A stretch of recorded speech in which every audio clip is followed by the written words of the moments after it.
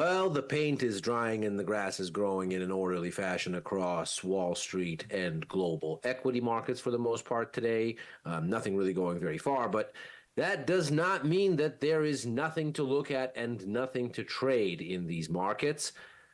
And at times like these, as ever, we turn to the currency space where there are interesting opportunities perhaps on the radar. This is Macro Money. I'm Ilya Spivak, head of Global Macro here at tastylive.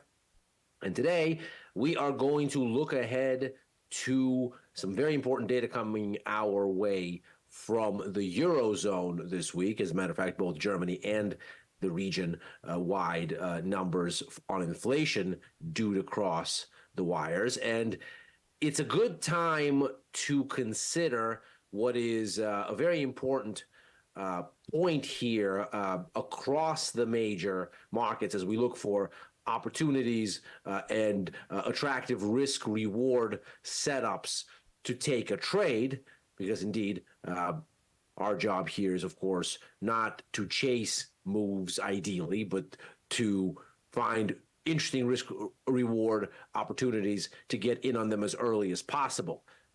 To be a bit contrarian in our thinking, at least in terms of looking for where opportunities might emerge. And so to ask ourselves, is the euro out of reasons to go higher? And might this data tip the scales? So with that in mind, we're going to look at where the euro has gone and what it's doing that it got here, and then consider where it might go as this data comes out and whether there is a trading opportunity with some legs in there for us, even as some of these other markets like equities or bonds really offer nothing immediately actionable to put on the board, at least from a macro perspective, and at least as far as the price action is concerned, because indeed they all seem to be idling. So here's the euro. This is the front month contract for 6E, which is the euro future. You're going to get a very similar story in the micro contract, M6E, or if you wanted to look at an ETF version of this, FXE is that. The spot version, of course, EURUSD. And so what you're seeing here is the euro kind of slowly inching up and managing to retake the 108 figure, having set a 3-month low at the beginning of February. You can see that low there just above the 107 figure. And we come up off of that and extend up through 108 and are now trying, after yesterday's pop here, we can see that there was a handful of back-to-back indecision candles, with one of them marked by a really dramatic wick here, suggesting that maybe this was the exhaustion point right here, and maybe we'd roll over back down. But as we see now, we've actually made good on a push through this barrier at around 108.31, and now maybe have legs to extend up north of 109 into something like 109.50. So the euro attempting to make the case that its near-term move lower has been exhausted, and that it has legs to continue higher, even just on a technical basis. And so now the question is, well, what's it doing rising? And is that rise something that has capacity to continue? Naturally, we turn back to what is usually the story for currencies, and that, of course, is the outlook on interest rates. Currencies are, if nothing else, a reflection of what the central bank is expected to be doing most of the time. And so what you're seeing here is that indeed we've had a relatively significant, a relatively pointed correction toward a less dovish ECB. So if you look at what's baked in here into ESTR futures, the benchmark interest rate futures 1 month in duration for the euro area, you find that at the turn of the year, we were looking for 150 almost basis points in rate cuts, which is 6 cuts this year from the ECB. If you look at where we're going now,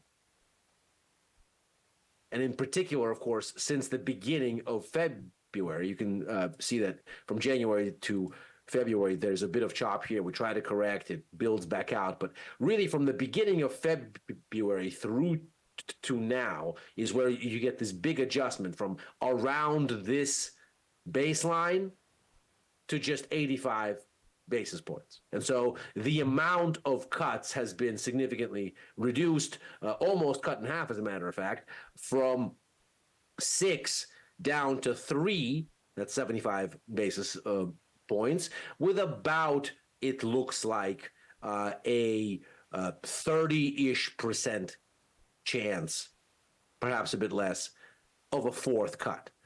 So if we consider what we're looking at here, then the actual yield backdrop for the euro has improved. And so what we're seeing in the currency finding a bit of upside momentum here seems to be that the sort of path for interest rates has become less bad, that essentially the euro has a slightly better yield back story here, because the borrowing cost is going to, based on these expectations, decline by less. And so the appeal of owning euros will be that much higher, again, in relative terms. As we've talked about a lot here on Macro Money, a currency's interest rate is the cost of borrowing it for the borrower, but it's also the cost or the income on lending it for the lender. And so if the interest rate structure is going to be higher than was earlier expected, that lender has a greater interest in owning euros because the interest rates that can be baseline charged for lending it are going to be higher as a consequence of what's going on here. So if we look at what all of this breaks down into as we look out through the rest of the year, we see the current deposit rate 4%. That's the target for the priced in expectations here. That's sort of the jump off point. By March, nothing, merely a 10 basis point change, nothing in April. But by the time we get to June, we're at 3.71, suggesting 125 basis point or a quarter of a percentage point rate cut has already occurred. We then look to September to find the second. And by then, it's seemingly even the possibility that we're tilting toward a third. By October, the 3 are there. And then by December, it looks like there's a strong possibility that we could even veer in the direction of a 4th. So as it stands, we're looking now at a much more sort of shallow move lower than we saw even mid-December, the big dotted line there, where that ECB meeting was as a kind of waypoint in time, December the 14th. The small dots there, the ECB meeting on the 26th of January. And as we can see, we've adjusted to a meaningfully less dramatic slope on this rate cut cycle. So it's still pointing down. We're still expecting cuts, but there is less of them. And the pace by which we're going to come down is now expected to be less aggressive. That's that hawkish adjustment that we see as these bars also extend not as far now into negative territory as they did, suggesting that the stock of cuts has been diminished in the forecast. Now, Does the euro have legs to keep this good vibe going? This is really the big question here. Or have we made all of the adjustment that there is to make? Well, needless to say, inflation data is going to be a very important input into this conversation. And so with that in mind, what are the expectations there? Here is Eurozone CPI, and we can see what we're looking at here is a pullback to 2.5% year on year on the region-wide number. That would be just a hair above the 3-month low at 2.4. So this would be the weakest in 3 months. And what we can see here when we look at the components is that the usual suspects are at play. Most importantly, the pace of disinflation seems to have clearly slowed over the past 3-4 months, but not because the key components have stopped declining. Rather, it seems to be because the negative influence from energy, this bit right here, which you can see was the dominant source of inflation until very recently here, and really started to come out of the equation in about the middle of last year. That hit the peak as far as its deflationary influence. You can see this is where falling energy prices were the most disinflationary or deflationary for themselves here. You can see that that's the housing, water, electricity, and gas component. And of course, the lion's share of this is energy. You can see here, they've become progressively less negative over recent months. And it's not really because energy prices have gone up. Just look at a chart of natural gas or crude oil to see that. We're not exactly surging, to say the least. But the main thing here is really a base effect. There is a skew in the year-on-year comparisons here for energy prices, because when Russia invaded Ukraine in early 2022, there was a concern that, of course, the war would see significant disruptions in energy supplies because so much European energy comes from Russia and through Ukraine.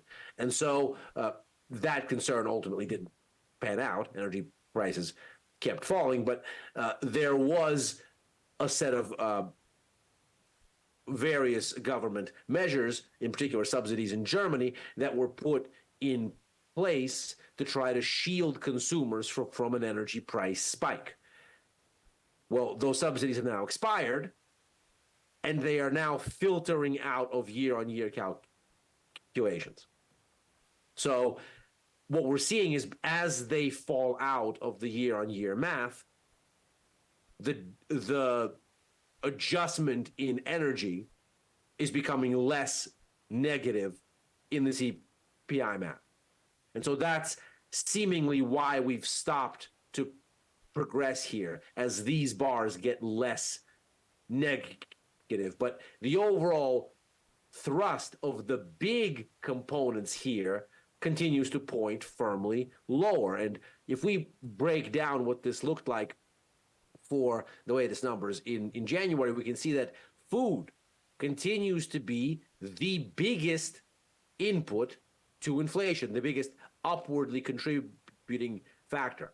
Everything else that really looks outsized seems to be of the discretionary spending variety. Now, we can debate, of course, if alcohol, tobacco, and narcotics are discretionary. That's a conversation for another day. But restaurants and hotels, hospitality, as it were, is certainly a more discretionary than not area of spending. And so too is recreation and culture. And again, I suppose that could be a source of debate. But broadly speaking, these big uplift categories are of either the imported variety when it comes to food, not much the ECB can do to influence global food prices, after all, but and the remaining ones are more so discretionary than basic in terms of the spending categories. And so as we look out from here, on the food side of the equation, a familiar story continues. There seems to be about a 7-month lag between falling global food prices here in the orange. This is an index from the United Nations, and global CPI. That's an index from Bloomberg. And so as we see food prices continue to decline going into the end of last year and into the beginning of this one, we'd expect that since CPI receives this influence with about a 7-month lag, that there is more room for it to continue to fall. And so this biggest component left in CPI, this bright purple area, which is food, and which, as we saw here, was again the biggest contributor, almost a full percentage point of the whole in January, that seems to be on autopilot to continue to head lower.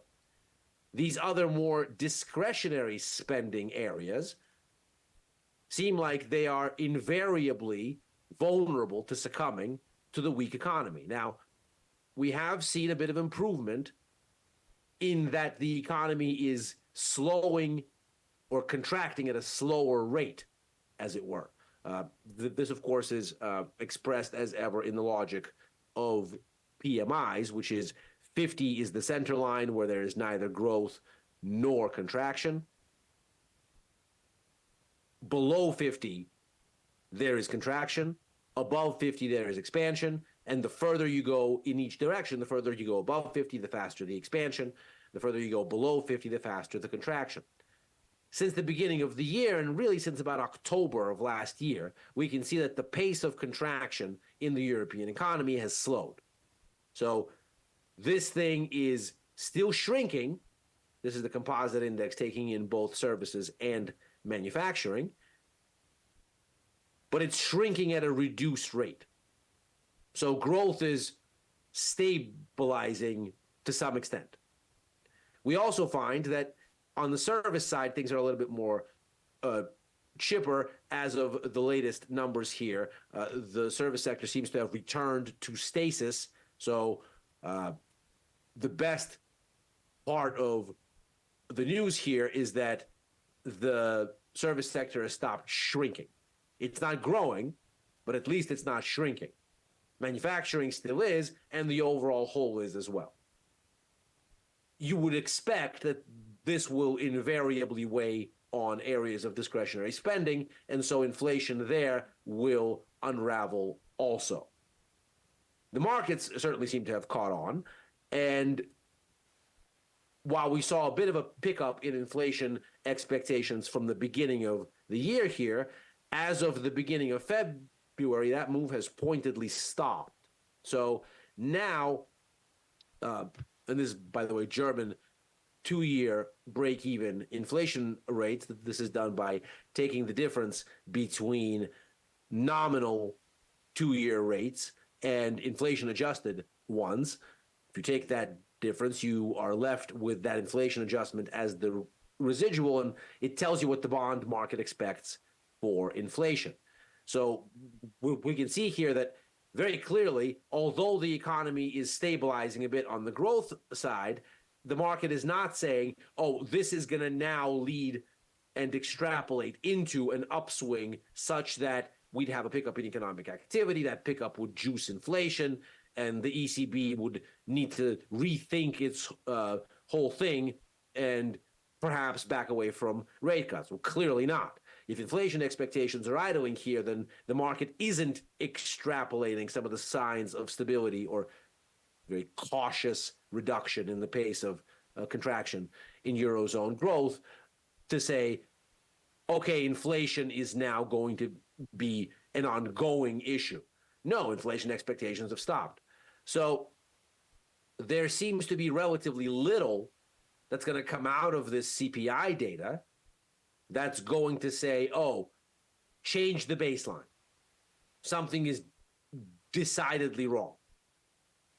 Because all of the main components of inflation seem to be going the way that the ECB would want them. Inflation expectations, that is, the market's perspective on the situation, seems to agree. And we're still looking at 3 rate cuts in the forecast for all of this to hold. So the question, of course, then becomes, what's this CPI data going to do to change this into a still more advantageous picture for the euro? We saw, of course, that these rising inflation expectations ate into rate cut bets, as we've just looked, and perhaps that made sense, and perhaps that's why the euro is higher now than it was even 2 weeks ago. But does that move still have more to run? Well, the CPI data would have to be significantly higher than expected. And all of its key inputs that would push it higher don't seem to comport with that perspective. Now, of course, surprises occur, needless to say. But the baseline doesn't seem to be set up for CPI data that says anything other than we're at status quo, give or take. The ECB is going to be cutting rates, give or take, starting June. And there's between 3 and 4 cuts on the menu. With that in mind, what is it that this CPI data locks in? Well, if we look at comparative metrics here, we can see that the peak in ECB rates as relative to other major central banks, of course, critically the Fed, but also Australia, the UK, Canada, that peak rate is going to get locked in lower than all of them, and by a healthy margin. If the peak rate for the ECB here has been reached, and so it has for other central banks, well, then we end up with about a rate at 3, give or take, as we just saw right here. That lands us at about 3. If that's the case, the euro locks in the lowest interest rate of the majors and thereby finds itself at a disadvantage. Not only that, but the number of rate cuts here is still the most of any of the majors, much closer to 1%, fully 4 cuts, than anywhere else. There's the ECB in that red line. It's still the weakest of the bunch. And then, of course, the question is, well, if that's what this data locks in, the euro might well be out of reasons to rise, because the adjustment has played its course, and now the CPI data is just a waypoint to confirm that. With that in mind, there might be something like an opportunity for a bet on the resumption of this larger decline following the break of this larger up move, where this is a correction, setting the stage for the next leg down, much like this pullback was a correction in the move higher that then gave way to renewed gains and a higher high. So if this is sort of phase 1, correction, phase 2, this might be phase 1, correction, and then something like a phase 2 to follow. The confirmation then would be a break back under 108.31 as support become, or as resistance now turns support. And if you confirm it that way, perhaps then there is a trigger to activate a trade, with the CPI serving as the catalyst to say the euro has no more legs to stand on. We're out of reasons to keep this adjustment going. And that is macro money for today. As ever, we're here Monday through Thursday, right after overtime, a show that I co-host with Chris Vecchio and Dylan Radigan, looking at where Wall Street closed, why, and what's next for markets thereafter. I'm also on with Chris for Futures Power Hour on Friday, on with Tom for First Call on Sundays, writing for the News and Insights portion of tastylive.com, and opining on the platform formerly known as Twitter at IlyaSpivak. Thanks very much for joining. See you tomorrow.